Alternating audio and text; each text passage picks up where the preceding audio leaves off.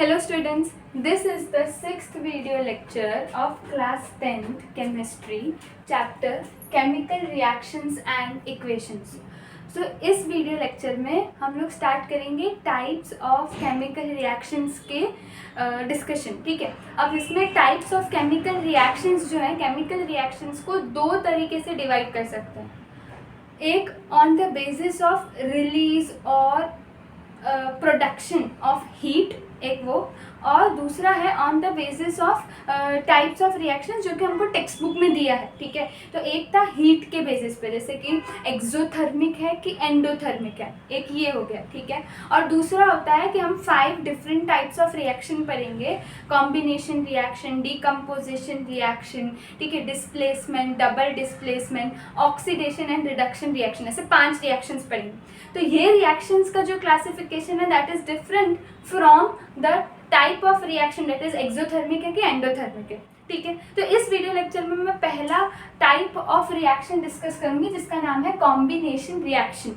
अब नाम से पता चलता है कॉम्बिनेशन, कॉम्बिनेशन का मतलब कंबाइन होना. तो कॉम्बिनेशन रिएक्शन ये कहती है कि chemical reaction in which 2 or more reactants. तुम्हें याद है हम जब केमिकल इक्वेशन लिखते थे तो केमिकल इक्वेशन में हम लोग एरो बनाते थे.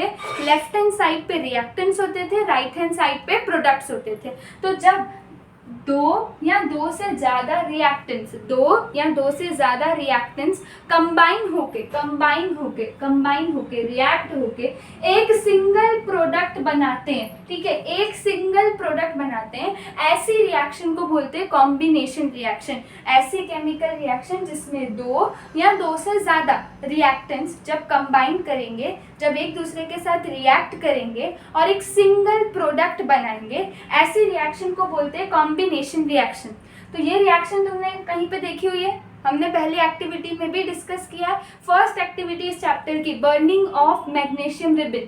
मैंने जब भी तुमको कहा कि जब भी ऐसा लिख के आए कि burning of magnesium ribbon, burning मतलब क्या, या बर्निंग इन एयर मतलब क्या, कि वो जो सब्सटेंस है वो सब्सटेंस ऑक्सीजन के साथ, एयर में जो ऑक्सीजन है उसके साथ रिएक्ट करेगा. ठीक है, मैग्नीशियम थी वो रिबन फॉर्म में थी, है ना, सॉलिड सिल्वरी वाइट उसका कलर था, ऑक्सीजन के साथ रिएक्ट करेगा. तो ऑक्सीजन को रिएक्ट कराने के लिए हमने उसको कहाँ रखा था, बर्नर पे रखा था. बर्नर पे रखा था तो फ्लेम का कलर याद आता है.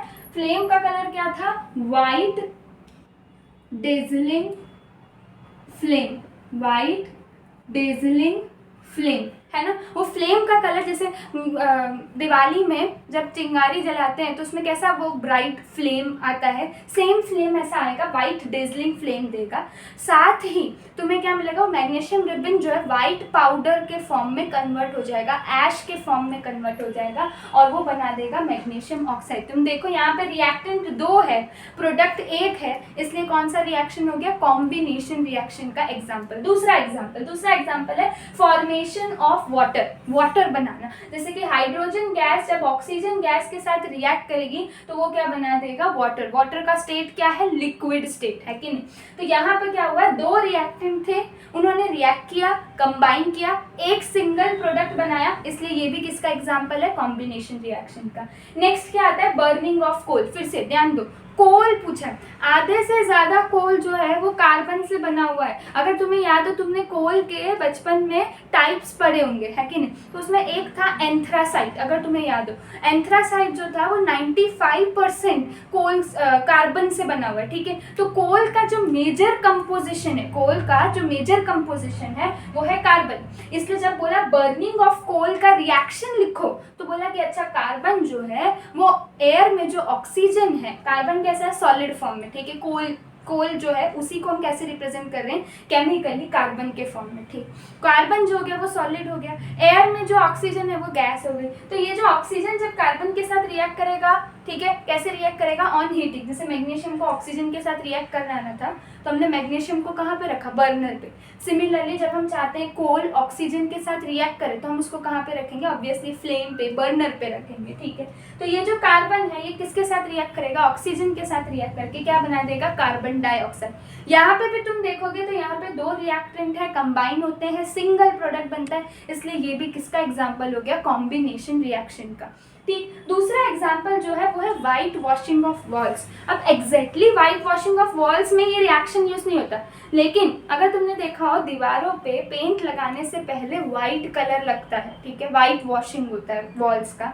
पेंट लगाने से पहले वॉल्स का वाइट वॉशिंग होता है। तो वो वाइट वॉशिंग किससे कहते हैं, वो वाइट कलर किससे आता है, वो वाइट कलर जब क्विक लाइम को वाटर के साथ रिएक्ट करेंगे। एक मिनट यहाँ ध्यान देना, अगर मैं बोलती हूँ कैल्शियम ऑक्साइड, नाम याद आता है इसका, कैल्शियम ऑक्साइड का प्यार से हम इसको क्या बुलाते हैं, क्विक लाइम, ठीक है। इसका जो पेट नेम है वो क्या है, क्विक लाइम। इसका जो लेमन टर्म्स, ठीक है, केमिकल नेम के अलावा जो नाम है वो है क्विक लाइम। केमिकल नेम इसका क्या है, कैल्शियम ऑक्साइड। इसका दूसरा नाम क्या है, क्विक लाइम। स्टार मार्क कर लो, ये रिएक्शन, ये इसके बारे में बहुत बार पूछते हैं, तो तुम्हें याद रखना है कि ये जो कैल्शियम ऑक्साइड है उसका दूसरा नाम क्या है, क्विक लाइम।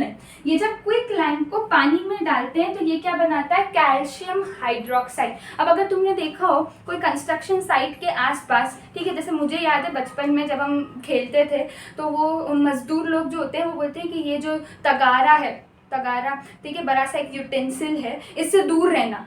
अच्छा, तो हमको ऐसा होता है कि हमको बोला है ना दूर रहना है, मतलब अभी तो पक्का जाना है, उसके पास में जाना है, देखते हैं क्या होता है। तो उसमें क्या होता था कि ये लोग ये calcium oxide is nothing but चूना, है ना। तो ये जो कैल्शियम ऑक्साइड है, जो चूना है, इसमें जब पानी डालते हैं, ठीक है, इसमें जब पानी डालते हैं तो अपने आप, जैसे तुम देखो कि पानी डालेंगे ना वो पूरा बॉयल होने लगेगा, ठीक है, बबल्स नजर आएंगे, तो वो अपने आप से गर्म हो जाता है। तुमने नीचे बर्नर कोई गैस स्टव नहीं लगाया था उस यूटेंसिल के नीचे, उस तगारे के नीचे, ठीक है, तो वो तगारे के अंदर तुमने चूना डाला था, उसके अंदर पानी डाला था, पानी डालते ही उसमें बबल्स दिखाई देने लगे। मतलब क्या, प्रोडक्ट तो बन रहा है लेकिन साथ साथ में हीट भी रिलीज हो रही है। साथ साथ में क्या रिलीज हो रही है, बहुत सारी large amount of heat release होती है, ठीक। हीट एनर्जी के फॉर्म में रिलीज हो रही है, इसलिए हम यहाँ पे इसको प्रोडक्ट नहीं मानेंगे। कोई लोग ऐसा बोलते हैं, अच्छा कैल्शियम हाइड्रोक्साइड प्लस हीट, कितने प्रोडक्ट बने, बोले 2 प्रोडक्ट। बोले कैसे 2 प्रोडक्ट, बोले एक हीट है, एक कैल्शियम हाइड्रोक्साइड है। पर ध्यान देना, heat is not a product, वो कोई सब्सटेंस नहीं है, वो तो एनर्जी है। तो हम बता रहे हैं कि प्रोडक्ट बनने के साथ साथ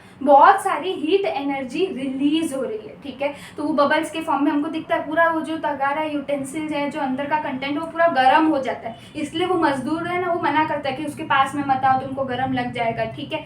तो यहाँ पे भी अगर तुम देखो, ये क्विक लाइम जब भी पानी के साथ रिएक्ट करेगा, ये क्या बनाएगा, calcium hydroxide, single product. 2 reactants हैं, सिंगल प्रोडक्ट बन रहा है, किसका एग्जाम्पल हुआ, कॉम्बिनेशन रिएक्शन। पर अगर तुम यहाँ पे ध्यान दो, जैसे कैल्शियम ऑक्साइड का दूसरा नाम है, कैल्शियम हाइड्रोक्साइड का भी दूसरा नाम है, ठीक है। तो कैल्शियम हाइड्रोक्साइड तो इसका केमिकल नेम हुआ, इसका दूसरा नाम है स्लेक्ड लाइम। क्या है, स्लेक्ड लाइम। अच्छा, और इसको प्यार से क्या बुला सकते हैं, लाइम वाटर। इसको लाइम वाटर भी कहते हैं। जैसे क्विक लाइम को कभी कभी सिर्फ लाइम से भी बुलाते हैं, ठीक है, तो शॉर्ट नेम का भी शॉर्ट नेम, ठीक है। तो उसको घर का नाम तो उसका क्विक लाइम है, लेकिन उसको और थोड़ा प्यार से बुलाते हैं तो लाइम रखती है। तो कभी कभी सिर्फ लाइम बोले तो समझो वो लाइम जूस, अच्छा लाइम जूस, लेमन जूस, ऐसा नहीं है, ठीक है। अगर मैं बोलती हूँ यहाँ पे लाइम, तो लाइम का मतलब क्या, कैल्शियम ऑक्साइड की बात करें। अगर मैं बोलूँ लाइम वाटर, किसके बारे में बात करें, कैल्शियम हाइड्रोक्साइड। देखो लाइम में पानी मिला है, लाइम वाटर ऐसे आया, ठीक है। तो लाइम वाटर बोलो या स्लेक्ड लाइम कहो,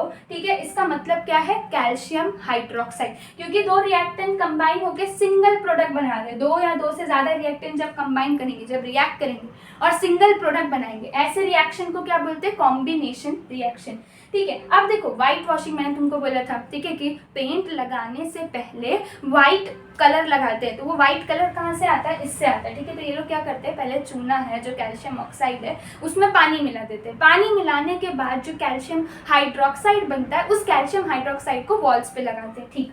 अब ये जो कैल्शियम हाइड्रोक्साइड एक बार वॉल्स पे लग गया तो वो धीरे धीरे एयर में प्रेजेंट कार्बन डाइऑक्साइड के साथ रिएक्ट करता है। ये जो कैल्शियम हाइड्रोक्साइड, दूसरा नाम क्या था, स्लेक लाइम, दूसरा नाम क्या था, लाइम वाटर। तो कैल्शियम हाइड्रोक्साइड स्लेक लाइम कहते हैं या लाइम वाटर कहते हैं।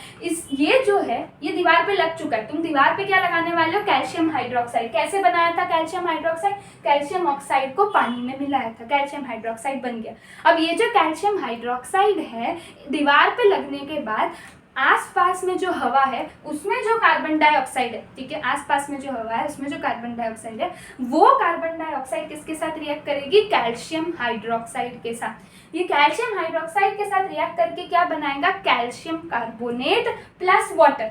अब तुम मुझे बताओ, ये जो रिएक्शन है क्या ये कॉम्बिनेशन रिएक्शन है, नहीं, क्यों नहीं? क्योंकि इसमें 2 रिएक्टेंट्स है, ठीक है, माना 2 या 2 से ज़्यादा रिएक्टेंट्स होने चाहिए, है, लेकिन कंबाइन होने के बाद क्या वो सिंगल प्रोडक्ट बना रहे? नहीं, यहाँ पे सिंगल प्रोडक्ट नहीं बन रहा, यहाँ पे 2 प्रोडक्ट्स बन रहे, तो इसे हम कॉम्बिनेशन रिएक्शन नहीं कहेंगे। लेकिन कैल्शियम हाइड्रोक्साइड बनाने की, सिंथेसिस की जो रिएक्शन है वो कॉम्बिनेशन रिएक्शन है, कि जब 2 रिएक्टेंट्स कंबाइन होकर सिंगल प्रोडक्ट बना रहे हैं, ठीक। यहाँ पे 2 रिएक्टेंट्स जो है वो कंबाइन तो हो रहे, लेकिन यहाँ पे सिंगल प्रोडक्ट नहीं बन रहा है, यहाँ पे क्या बन रहे हैं? 2 प्रोडक्ट्स। तो इसे हम कॉम्बिनेशन रिएक्शन तो नहीं कहेंगे, पर ये बता रहा है कि तुमने एक बार कैल्शियम हाइड्रोक्साइड बना लिया, उसको जब तुमने दीवार पे लगा लिया तो हमें उसे शाइनी फिनिश देना होता है, वॉल्स पे एक शाइनी फिनिश आता है, एक अच्छा चमक आती है। वो चमक कहाँ से आती है? बोले ये चमक तब आती है जब ये कैल्शियम हाइड्रोक्साइड जो है वो हवा में कार्बन डाइऑक्साइड के साथ रिएक्ट करके क्या बनाता है? Calcium carbonate. क्या बनाता है? कैल्शियम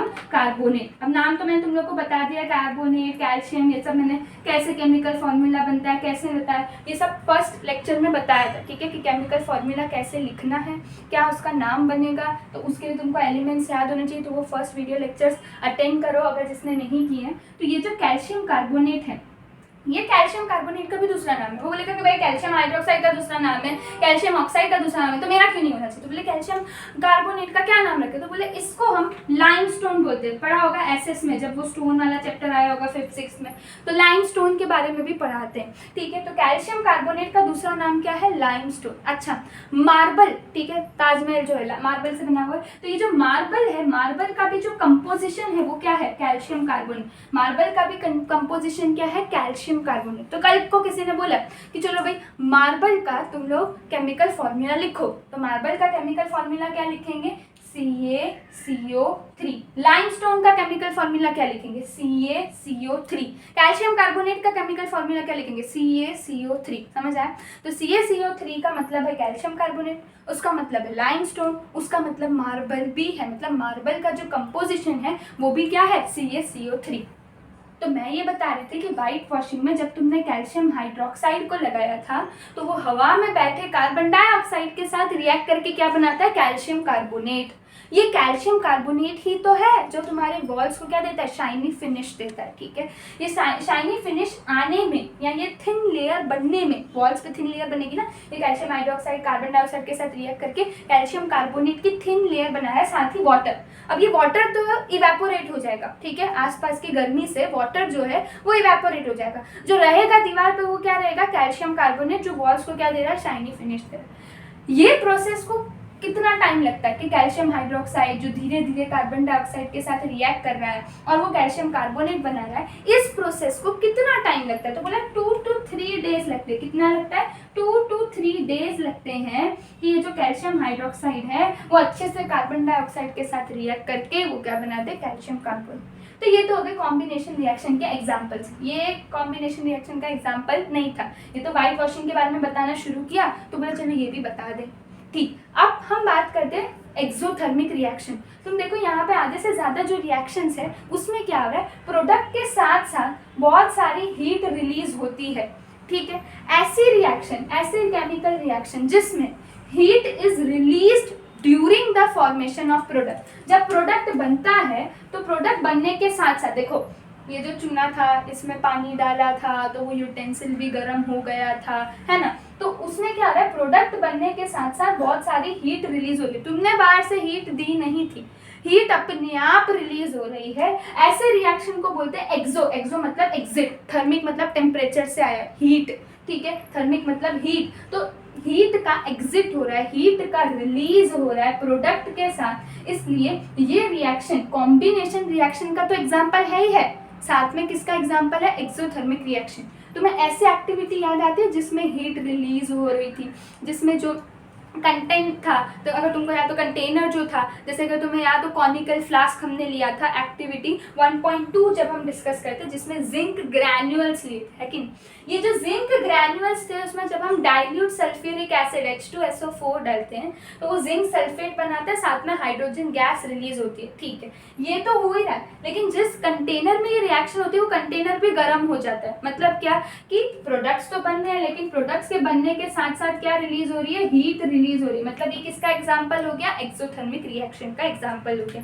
नेक्स्ट जो आता है वो आता है CH4। तुमको बोला था मैंने, याद कर लो, वो टेबल बनाया था। CH4 क्या था, याद करो, CH4 क्या था, मीथेन। CH4 का केमिकल नेम तो मीथेन है, लेकिन हम इसको प्यार से क्या बुलाते हैं, बायोगैस। बायोगैस और नेचुरल गैस का मेजर कंपोजिशन जो होता है वो CH4 होता है। मैं ऐसा नहीं कह रही कि पूरा का पूरा CH4, लेकिन मेजर कंपोजिशन, या कभी ऐसा बोला burning of natural gas, burning of biogas, इसका मतलब वो क्या कह रहे हैं, CH4 के बारे में बात कर रहे हैं। ठीक है, अगर तुमको उसको उसने तो लिख दिया बर्निंग ऑफ नेचुरल गैस, अब तुमको उसका केमिकल इक्वेशन लिखना है, तो जब भी बायोगैस बोला, नेचुरल गैस बोला या मीथेन बोला, तुमको क्या डालना है, CH4।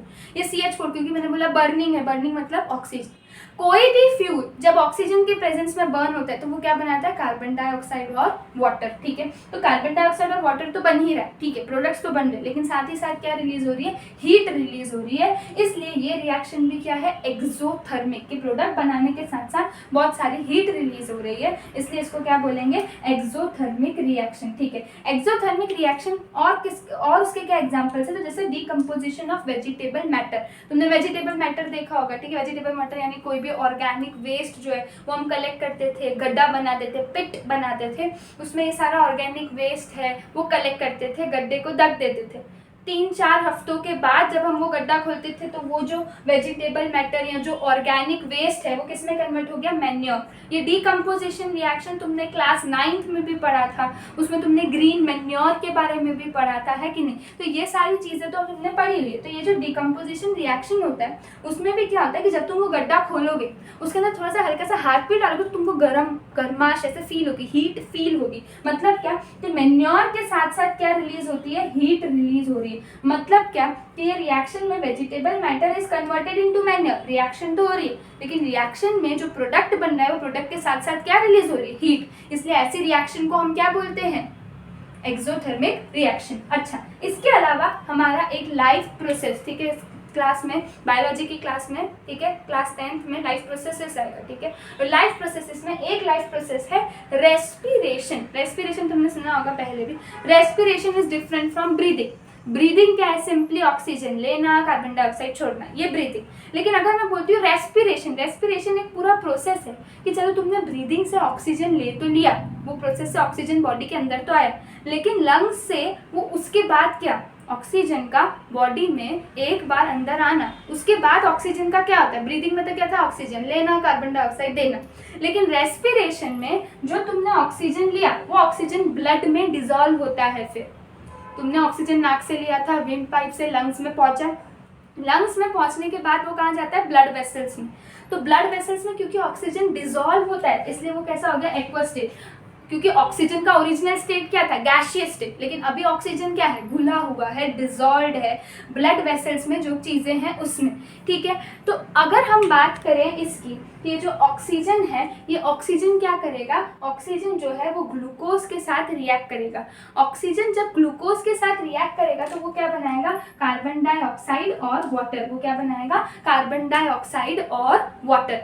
कैसे, तो देखो ये इसने क्या किया, ये जो तुम्हारा ग्लूकोज है, ग्लूकोज आया कहाँ से, ग्लूकोज जो है जब तुमने खाना खाया था तो तुमने जो भी कॉम्प्लेक्स शुगर कार्बोहाइड्रेट खाया था वो ब्रोकन डाउन इनटू ग्लूकोज। ठीक है, तो ये जो ग्लूकोज है ये ग्लूकोज क्या करेगा, ग्लूकोज जो है ऑक्सीजन के साथ रिएक्ट करेगा। ये ग्लूकोज कहाँ से आया था, ये ग्लूकोज जो था ये था डाइजेस्टेड फूड। जब ये डाइजेस्टेड फूड जो सिंपलेस्ट फॉर्म है, ठीक है, तुमने तो कॉम्प्लेक्स स्टार्च खाया था, ठीक है, जैसे स्टार्च कहाँ से आया, तो तुमने समझो पोटैटो या ब्रेड, ठीक है, या राइस, ये सब जो भी तुम्हारे फूड सोर्सेस हैं, फूड सोर्सेस में ये सब किसके सोर्सेस हैं, स्टार्च के सोर्सेस हैं।